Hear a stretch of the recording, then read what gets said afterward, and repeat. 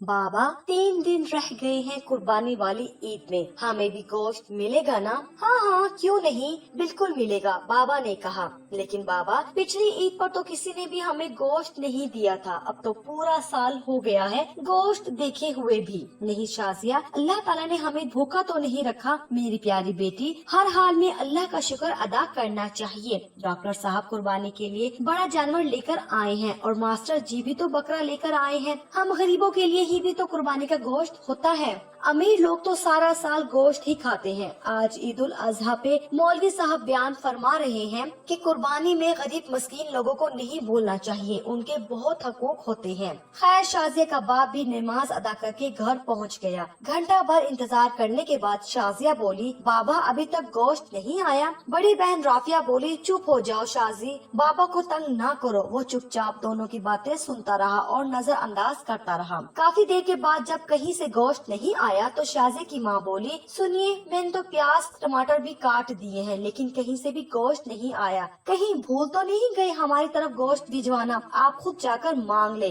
शाजी की माँ, तुम्हें तो पता है आज तक हमने कभी किसी से नहीं मांगा। अल्लाह कोई न कोई सबब पैदा करेगा। दोपहर गुजरने के बाद शाजी के इसरार पर पहले डॉक्टर साहब के घर गए और बोले, डॉक्टर साहब, मैं आपका पड़ोसी हूँ, क्या कुर्बानी का गोश्त मिल सकता है? ये सुनना था कि डॉक्टर साहब का रंग लाल पीला होने लगा और हकारत से बोले, पता नहीं कहां कहां से आ जाते हैं गोश्त मांगने। उसे से दरवाजा बंद कर दिया तो हिंद के एहसास से उसकी आंखों में आंसू आ गए और भोजल कदमों से चल पड़ा। रास्ते में मास्टर जी के घर की तरफ कदम उठे और वहाँ भी वही दस्ते सवाल। मास्टर जी ने गोश्त का सुनकर अजीब सी नजरों से देखा और चले गए। थोड़ी देर बाद बाहर आए तो शापर देकर जल्दी से अंदर चले गए, जैसे उसने गोश्त मांगकर गुनाह कर दिया हो। घर पहुंचकर देखा तो सिर्फ हड्डियां और चर्बी। खामोशी से उठकर कमरे में चले गए और खामोशी से रोने लग गए। बीवी आई और बोली, कोई बात नहीं, अब गमगीन ना हो, मैं चटनी बना लेती हूँ। थोड़ी देर बाद शाजिया कमरे में आई और बोली, बाबा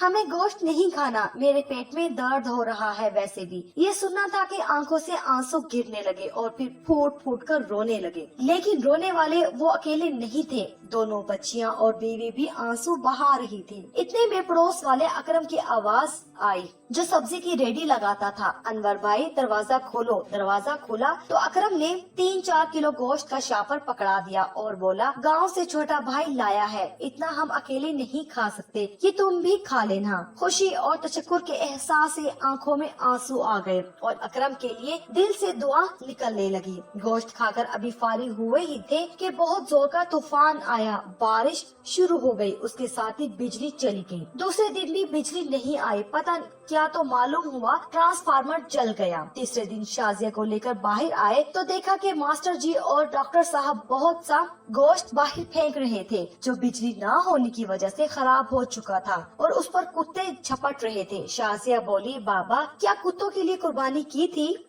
वो शाजी का चेहरा देखते रह गए और मास्टर जी और डॉक्टर साहब ने ये सुनकर गर्दन झुका ली। खुदारा एहसास करे गरीब और मस्कीन लोगों का। ये सिर्फ तहरीर ही नहीं, अपने आसपास खुददार मसाकीन की जरूरतों से हमा वक्त आगाह रहने की दरख्वास्त भी है।